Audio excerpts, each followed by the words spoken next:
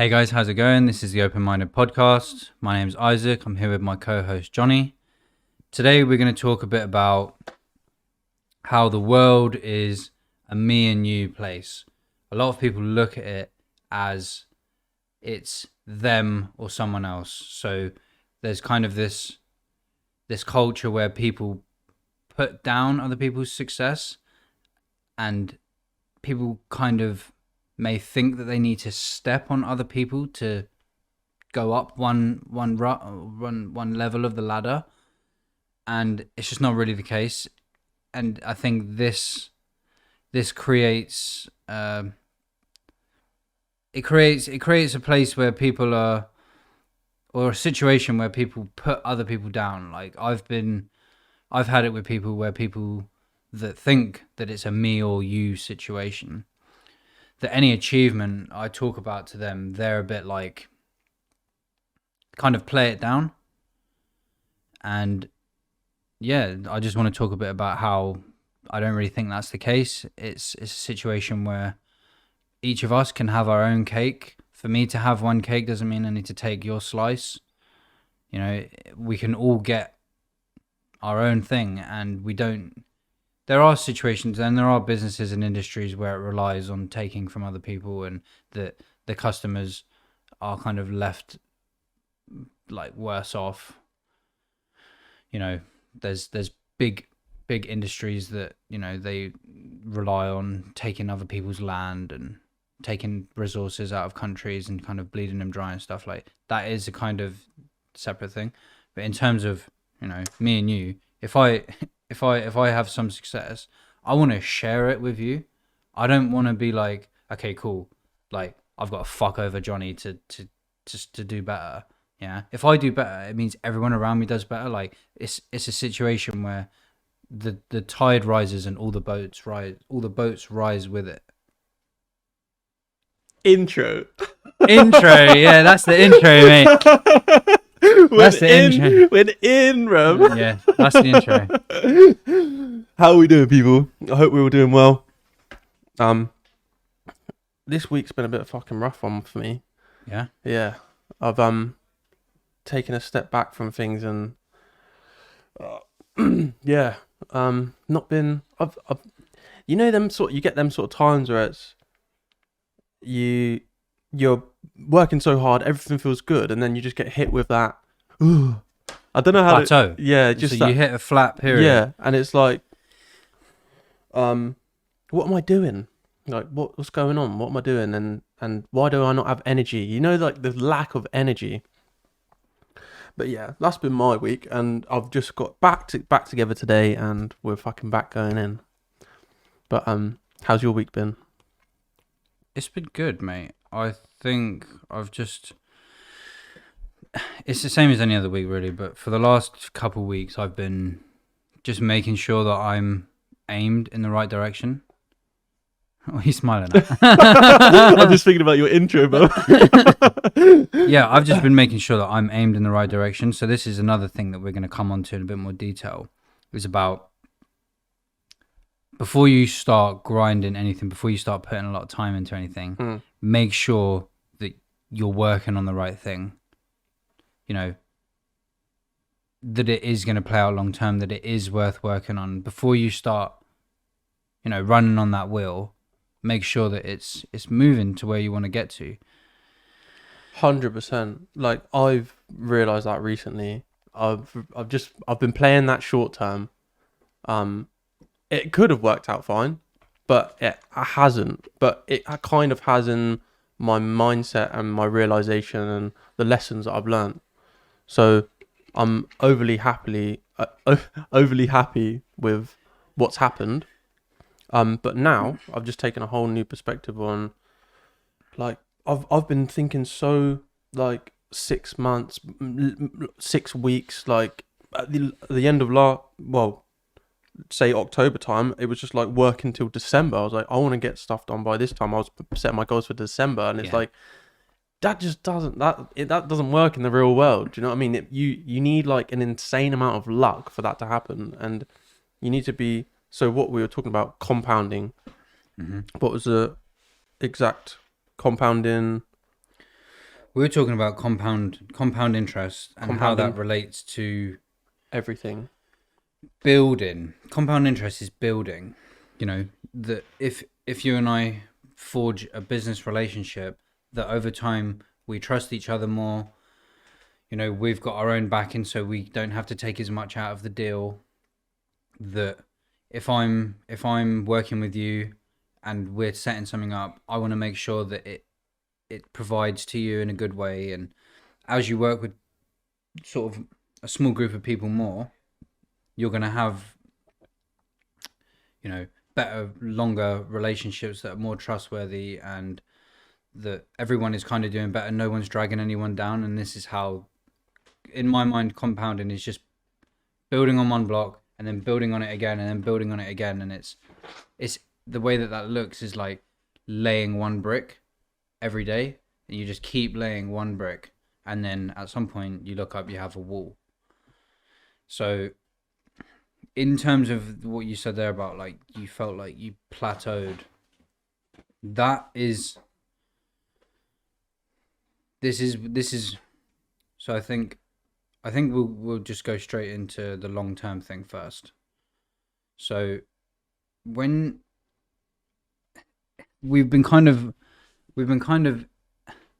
incentivized by results, when the result of something is really like the crux, it's like the top part of a whole Do you think that's something series to do with of work. it's something to do with like the celebrational part, and people like at the end of something they like celebrate that one thing. It's like you go out and have a drink after Yeah, you go and celebrate. Yeah. something, yeah. So like everyone in that situation, I feel like it's always been that way. It's like not just now where everyone celebrates on social media. Yeah. Like that's always been the case. It's been a thing for a while. You say when we had to go out and get our food, it's like I've got a perfect example of this in our society today. You don't celebrate. People do kind of celebrate. Oh, their child's gone to university. It's like, oh, congratulations, you got into uni. But then the next time you celebrate it is 3 years later when it's done. Yeah. But like the hard work is what you need to keep doing to actually reach that point. And we don't really celebrate that. We don't celebrate the process. We celebrate the result. And there's nothing wrong with celebrating the result, but we need to put that same emphasis on the process, because the process is the day in, day out. Yeah. And this is something that I've realized, because it's like what I said in the last podcast. We have this thing where we can record everything now. I mean, yeah, you could have recorded it before with, I don't know, writing it down in a book or whatever, but we actually have like this very intimate thing where we can record every step of the way. And then over a period of time, once you get to that, because the interest only comes at the end. So you only get the interest at the end, and then people are like, how did he get there? And then you've got this whole, if you set up that the whole timeline. What I've done recently is I'm trying to get fit, so I've I recorded the first day, and I've recorded up until now my progress and the things that I've been doing to get fit, and sharing that. And it feels strange doing it now, but it doesn't really feel strange, because already in my head I'm already at that destination in the future, and it makes sense to me. But I understand what that looks like from the outside, and it looks like, oh, that's a bit cringe or whatever. So what's cringy, that you're recording the progress? Yeah, because I'm putting my body out how it looks now, but in my head, my body in the future already looks how I know it's going to look. Yeah. And for someone else to see that, they might think, oh, he's put on a lot of weight or something like that. When it makes me, I love that feeling of the fact that somebody sees me as being the way I am now, because I know that it's going to feel 10 times better in the future. And the fact that they saw it and they made that judgment of me in the beginning, and then they see me, the process. See, that's the funny thing about it's quite a basic idea of that people kind of find it funny when there's a really big person in the gym, and it's like, mate, don't knock it because they're fucking trying. Yeah. You got to start somewhere. And, for some people it's a longer process than others. And I think the main thing in doing something long term, like first mention that nothing big is going to happen straight away for most people.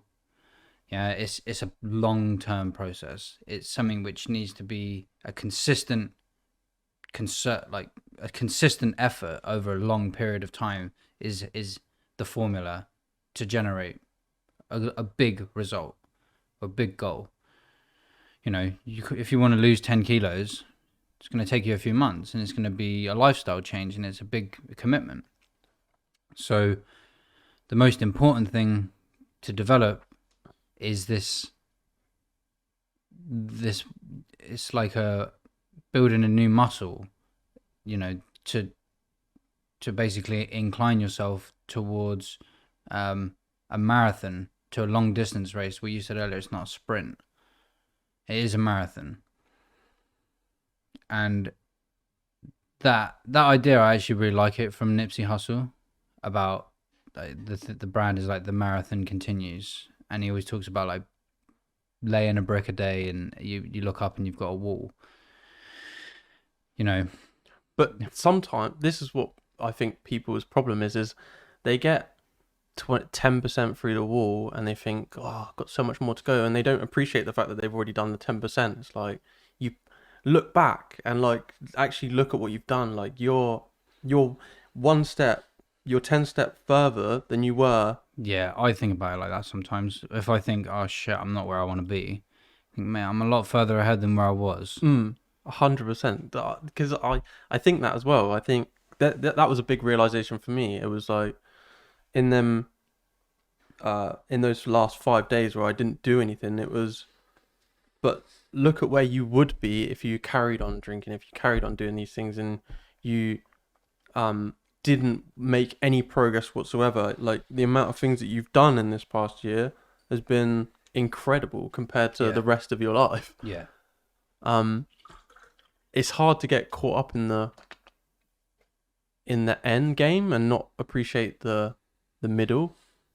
It's such because that middle bit's the most important bit. Yeah, that's what gets you there. And in the future, it's hard to think of yourself in the future looking back at yourself and thinking, that was so good, you're in the best time now. And it's like, it doesn't really feel like you're in the best time now, but it kind of is. Mm-hmm. Do you know what I mean? Yeah, it is. It is the best time. And trying to sit down and just appreciating that fact of, I'm going to look back one day and this is going to be like the best time of my life. Mm-hmm. Yeah. And like this podcast, and like this podcast is like a great thing of, for me, it's like it's an end, it's like an end, it's like, and a start at the same time. It was like a thought, and then it was like, I want this, like it would be so good, like me and you sat there, and I think back to like this right now is already an end game, but it's a start as well. Yeah. Do you know what I mean? Yeah, it is. Which is like one of the coolest things that I've kind of experienced, to be fair, in terms of success. Mm-hmm.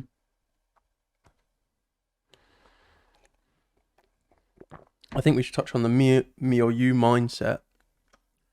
Okay.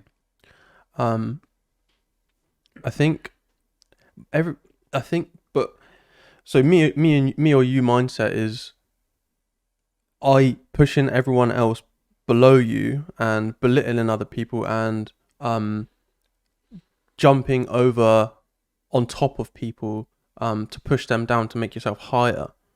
And I think that comes from insecurities and jealousy. Do you think that that's probably worse now with social media? Yeah. People are comparing their chapter 1 to other people's chapter 20. Yeah. If you're comparing yourself to someone who's been playing this long-term game consistently for 10 years longer than you, and you're there comparing yourself the way that a lot of young women compare themselves to people like Kylie Jenner, who is literally a billionaire, who has every tool possible at her disposal to make herself look however she wants. And then you've got like normal, everyday, basic type people that are just, and I don't mean that in any like demeaning way. Like, you're just a normal, any other person. You know, why should you have all that? What, like, we've spoken about it before, that you spoke to someone who that's all they were interested in. They just wanted a big house and to look nice on Instagram. That was the only thing they're interested in. So I think people kind of, this is again glorifying results, and it comes from jealousy. You know, if you're comparing yourself to someone who is, you know, a harder worker than you, who's had a different setup than you, who has like got a complete different luck of the draw than you have, how can you compare yourself? It's incomparable. If you put yourself in the mindset of me or you, because I feel like I have been there and I haven't. I can get that mindset, but I don't think I've ever really been there. Do you know what I mean? In me and you, there is no jealousy, because you can look at someone like that and you can say, wow, that person's done really well. That's so great for them. But I'm doing great at my thing, and I'm doing really well, and I'm really happy, and their happiness doesn't subtract from mine, or doesn't cause mine to be less. Yeah, my happiness has come about from my own world and what I've built for myself, and the people I've got around me, like in my personal life. Yeah, that's where I've drawn my happiness from. I don't need to compare myself to someone else to, you know, all that does is going to put you down, because a lot of times when we compare ourselves to other people, we're only comparing ourselves to one aspect of that. Oh, that guy's got a really nice car, or she's really pretty, or that guy's got a really nice girlfriend. Yeah, we compare like one aspect of people. And it is really just a jealousy thing, that you think that because, and not, people don't necessarily think of it this way, that they may not have actually realized that they are thinking that it's me or you, but fundamentally that's kind of like the way that the behavior ends up coming out, that, you know, these people, like, they put down other people's achievements. If they see their friends doing well, they aren't necessarily like really supportive. They'll try and be like, oh, all right, like, they'll put the achievement down. They just try and knock it a little bit. Yeah. And it's just, I just don't see any benefit in that. You may as well put everyone up. And it comes back again to what you and I spoke about in terms of motivating people, that if you put people up, like, and you kind of say nice things to them, that can kind of give them a little kickstart to just get past the next checkpoint. So it's really good to do that. It's just like the realization of there is enough in this world for everyone to eat. There's so much. There's so much, and there was always going to be someone on top of you. That you're never going to be in a situation where you are the top of the world. Like, even when you might get to that stage of I get the most streams, I'm the most listened to artist in the world, there's someone who's younger than you who's waiting to come up on top of you. It's like someone will always be coming on top of you, and you just have to realize that if you fuck everyone over, you are never ever going to be happy, and you're never going to have anything that's worth of value in this life.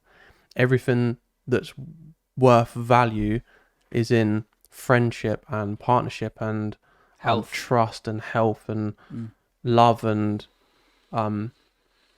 building things. You're not building anything if you're just fucking everyone over. So I think the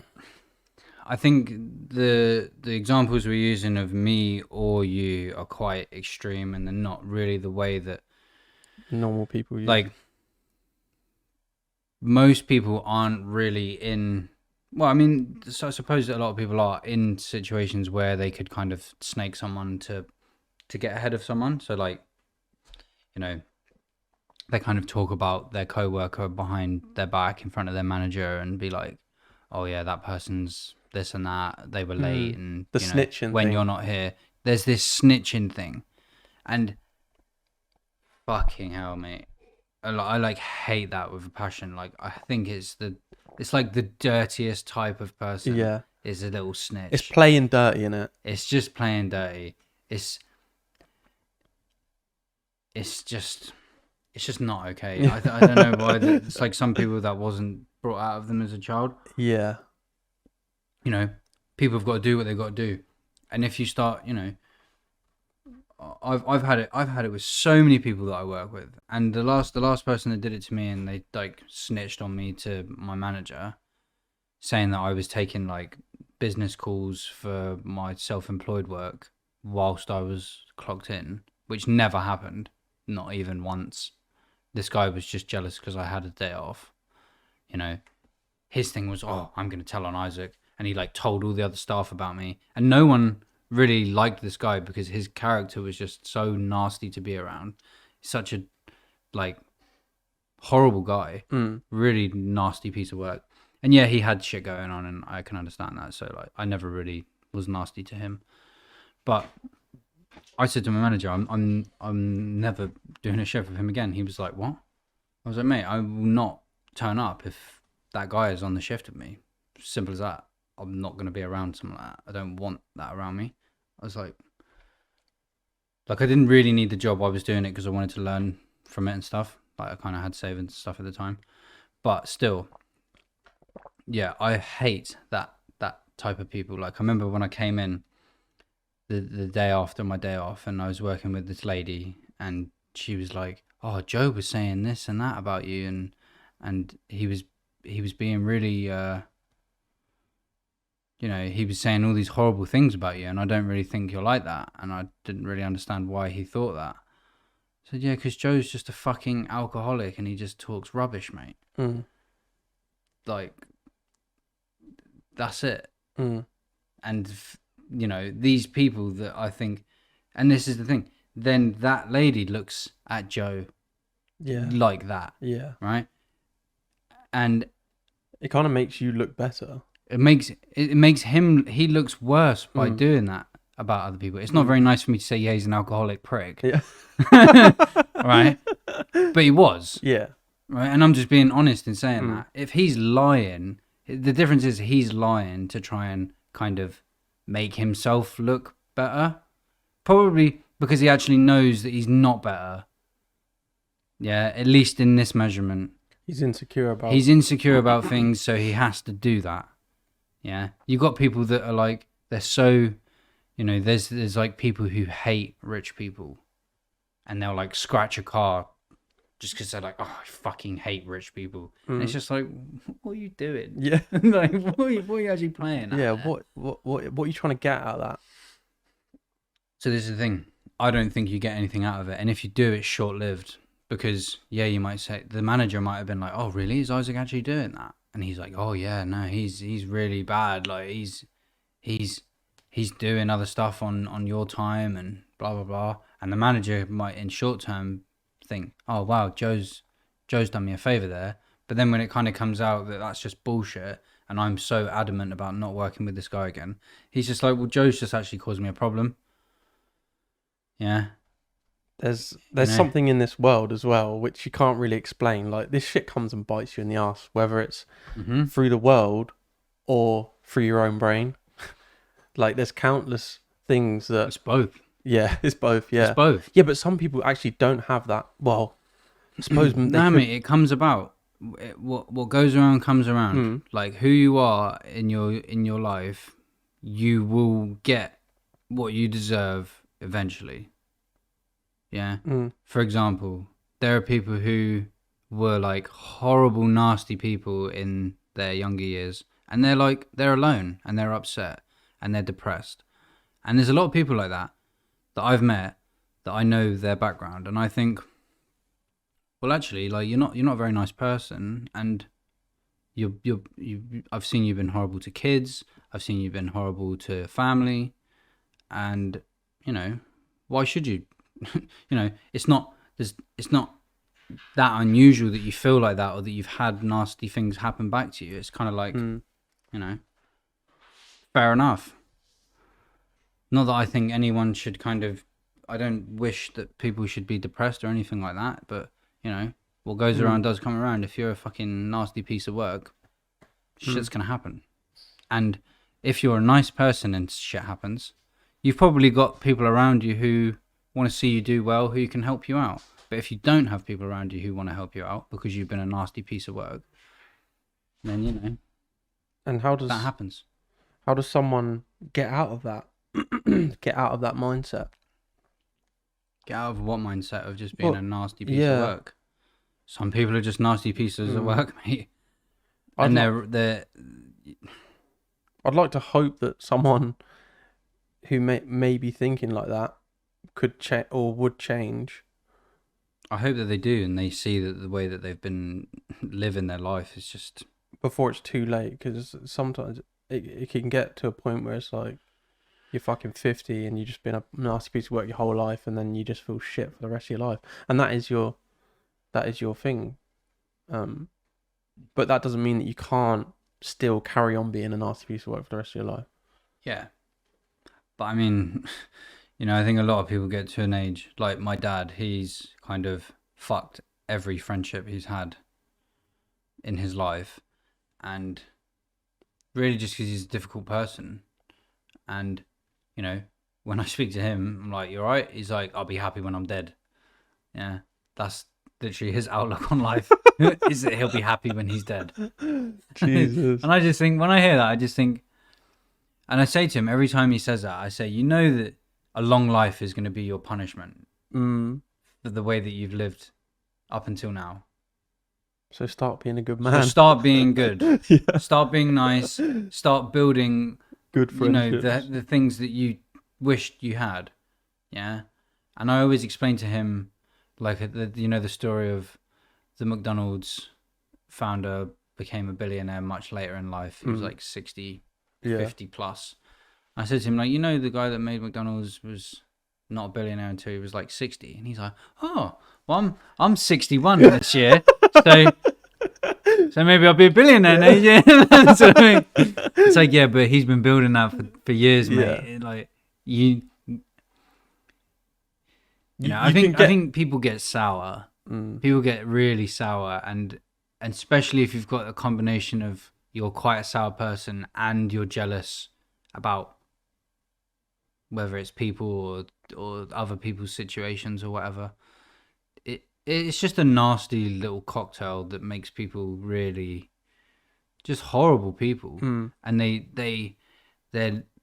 these snitchy people. Like I've recently spoken to a couple of people that worked with someone who she's been sacked, and she's like, "I'm gonna put super glue in your locks. I'm gonna tell everyone that you've been doing this. I'm gonna snitch on this person. I'm gonna tell HMRC that guy's claiming benefits while he's getting paid, and blah blah blah." It's just like, fuck off. Like, just, can you just worry about your own shit and just leave the other people to it? Yeah, like, what are you even going on about? Like, just go away and go and be, just fuck off. Like, people like that, it's just like, get away. Just get away. Because I'm not interested. Just fuck off. Simple as that. Yeah, and that's just, I don't know, that's how I look at snitches and whatever you want to call them. Long term? The long term, the most important thing I can say about long term is nothing happens overnight, and you need to build that muscle that is you loving the process. So when you said you plateaued this week, maybe it's because you stopped dropping weight as quickly and you're not seeing immediate results, but get used to it because you're not gonna. Yeah, that was one thing. I think where I was basically been doing TikToks every day, and every day I'd wake up after my run and I would weigh myself, And then as soon as I started seeing my weight not go down, Yeah, it's a bit different. it's a bit different. I was like, oh, this is like easier than I thought it was going to be. And then you just get hit with that. Oh, okay, it's not going to be that easy. You're like, and then, but it's like, just fucking get on with it, mate. Like, what do you want out of life? Do you want to just sit around and wait for things to come on your lap, or do you want to get up and fucking do it? And You have to get up and do it. just get up and fucking do it. And thinking about things in them the long term. It's not just. I think when we talk about long term financially, one thing that I've really realized is it's all to do with your brain and your body first. That your brain and your body comes completely first. You have to put that first before anything else, before your money, before whatever. Because if your body and brain isn't right, then you can't make the correct decisions. You can't. It doesn't work, and you end up. You're not building something which is for your future. If you've already got something in place, say you get up in the morning and you run and whatever, once you get that money, say if you're not doing that and you're just eating and whatever, once you get that money, you're gonna probably fall into the trap of just ordering food every night, and you've got that money there, so you're just gonna carry on putting on the weight and you can build bad habits. build Basically, like it's we said about it in the last episode that the importance goes health, happiness, then wealth. But people look at them in the opposite order of importance. People think it's wealth, then their health, then their happiness, and think when I get the money, then I'll be happy. First I get the money, then I get the power. Do you know what I mean? Yeah. One perfect thing that I heard is like, would you switch with Bill Gates? Yeah, you said about this. Would you Nah, fuck him. Fuck Bill Gates. But not like Bill Gates the person, like age, his wealth, his wealth age. and his age. You wouldn't. So why? And his I health. don't know, maybe they've got some fucking secret technology for those guys, and they just upload me into this body. But Bill Gates Jr. Yeah.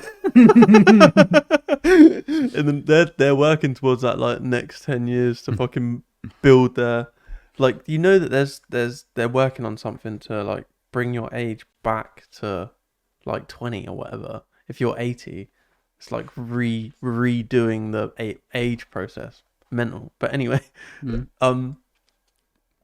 yeah, you wouldn't switch your health. So why are you putting your health behind your wealth, or your health behind your monetary assets? It just doesn't make any sense, because they would give every little bit of their money that they have now to be in your position. My dad, even though he is a bit of a fucking nightmare, he has been right about literally everything he told me. And one of the last times I spoke to him, he was saying, I said that like he's died, but like, like when I spoke to him recently, he's not going to die for a long time. Yeah. That's his punishment. And one of the more recent times I spoke to him, he said, "You can't buy your health." He was like, "You're looking a lot healthier than the last few times I've seen you. You know, like you can see it in your face and stuff." And he was just saying, he was like, "Trust me, I'd fucking know." And he's got half his teeth missing. He's fucking can barely see anything. Can't hear anything. He's like coughing off of a cigarette. You know what I mean? This is a properly unhealthy man. Yeah. So if he says, "Trust me," like you can't buy health, this is someone who's had money and he's still unhealthy as fuck. And this is a guy who is not happy or healthy but has money. So I know that it doesn't work. It doesn't just get money equals happiness. It doesn't. And like we've kind of spoken about this with people we know that have come into money and made large amounts of money, and they're just more confused than anything, and it's like almost made them less happy because they're like paralyzed by choice. They've got so much choice that they just don't know what to do. And also, they're playing short term. It's like, I Yeah. need this to happen now. I've had this recent conversation today. It's like, I need this to happen now so I can take a break. And you're not thinking about the long term. When you think about the long term, not a month down the line, not 6 months down the line, but the 5 year, where am I going to be in 5 years? And it takes all that stress off of being so urgent and just stressed out. It's like, okay, I've got time. There's not this now. And the only thing you do by this now is actually make the process longer, because you're making that bad- trade-off. yeah. You're making a trade-off so that you got a instant gratification over a long-term result. And that is really the biggest thing about that you need to kind of understand, that there's going to be a trade-off now, but for a bigger reward later. And for me, that's such an easy decision. It's okay, I could go and just party for a month now and just have the time of my life. Not that I think that it would be, but what people imagine, I could go, I don't know, I could go on holiday for a month and just fucking blow it. Yeah. Go have a mad one. And it's just like, in my life, I've not got some backup. So I need to play long-term games. I need to make sure I'm okay. It's not from, I don't have some lifeline. So it's just me in the sea. Like there's no one coming. Yeah. Like I have to make sure that I'm being sensible so that I can survive longer than a month. Yeah. So that's the way I look at it. That's why it's such an easy decision for me to kind of be sensible now. But the thing is, I enjoy it. I enjoy making sure that everything's organized and that I'm being sensible, and that, like, it in my mind, that gives me less to worry about and more time to do what I feel like doing. So by being sensible, I actually have more time to be happy, because my stuff's organized enough so that I can kind of do whatever I feel like. One thing I think that I see that you do, you put quite a lot on your plate, and that's something that I would talk about as well. With the compounding, it's like concentrating on smaller, one thing at a time, sort of. Do you know what I mean? I think a lot of us, we all like to get ahead of ourselves, but one thing for me is that another thing is I've been really concentrating on my food and my running, and it's like become that guy that runs every morning, and then once you've got that locked down, then you don't have to think about getting up and doing a run in the morning. It's just that it's already set in your brain, and then you can go on to thinking about the food, and then you can concentrate on that aspect. Doing one thing at a time is definitely the better way, and I have slightly changed up how I look at getting tasks done to be more like that. The problem that I have with it's definitely better than me putting blocks of my time and saying at 4 o'clock I'm going to do this, 5 o'clock I'm going to do this. That's fine. But if I put a big list and then I'm working on 1, 2, and 3, and then someone comes and speaks to me and they're like, I need this, this, and this. Like, I literally cannot change what I'm thinking about. It's like, that has to wait. And it's kind of like, people are like, yeah, but why can you not just do this like quickly now? And blah, blah, blah. And it's like, no. That moves on to the next list. Like, when I'm done with what I'm doing, I'll come to that. And that's kind of been a weird thing to kind of like, whereas before I would jump around between things. So like, even though like I've had to have these conversations with people, I have got more done. But it's a thing where I've got more done because I'm just focused on one thing at a time. So like yesterday we had a conversation, and like I was quite stressed out about thinking about cameras and shit like that, because that was way further down my list. So I had to kind of completely change the way of what I was thinking about at the time to think about that, and that's quite it's like shit. Now I'm just doing what I was doing before. So like I need to be quite strict with that and be like, no, now's not. I'm not even having this conversation right now. Speak to me in 3 days. Yeah, that's the only way that I can get every part of what I'm doing done well. I think there's a difference between doing things and then doing them well. 100%. I thought that as well, and I said to you, is it now a good time to talk? And you're like, yeah. So next time, just say no. Yeah. Yeah, fair enough. Nah, it's just like it is just it's a learning curve, isn't it? It's like you find these things out along the way, and this has been like a big thing for me, is finding these little things out on the way. Is there's a lot that you can be told, but there's a lot that you just have to figure out for yourself as well. Trial and error. Trial and error. Okay, so yeah, I mean, everyone's gonna have things which work for them. Like it's gonna be different. What I say doesn't necessarily work for you. What works for you doesn't necessarily work for me. So I just think the biggest takeaway from this is don't be a jealous fucking snitch. Yeah. Right?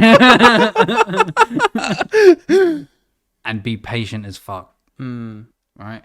If you're not seeing them fucking gains on the first day, don't be disheartened. Don't be disheartened by it.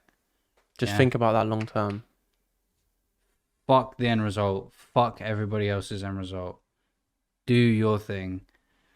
Yeah, be your own person.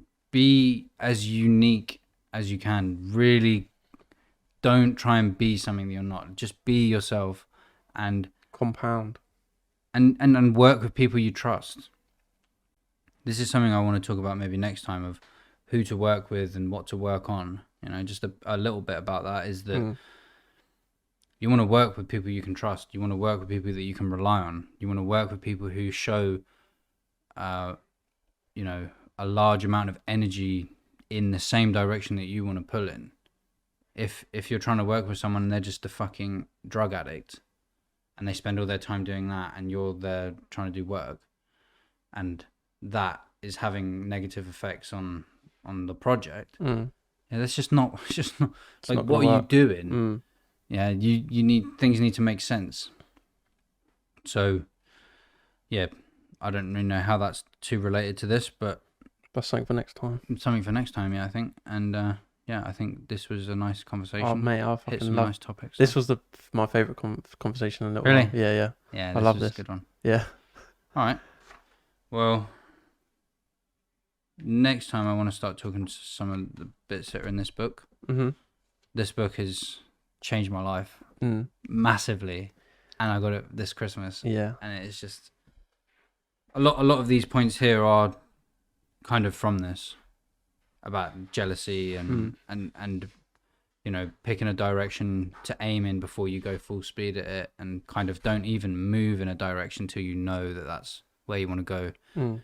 And I think we'll end on this: play long-term games with long-term people. Yeah, nothing good happens overnight. Can't say it enough. Just don't get disheartened. And if you are a little bit of the way there, look how far you've come from where you started. Yeah, like you're looking good, mate. You've lost a nice bit of weight. I've put a nice bit of weight on. No, you haven't. But I've lost a lot from where I fucking started. Yeah. So it's like, okay, whatever. And yeah, I'm compounding. That's it for now. Thanks for listening, people. All right. And go over to YouTube as well, because this next one's going to be on YouTube. This is on YouTube. And we're making a bit of an upgrade soon as well. The double camera. Yeah. So yeah, thanks for listening. Cool. All right. Thanks. Speak to you next time, I suppose.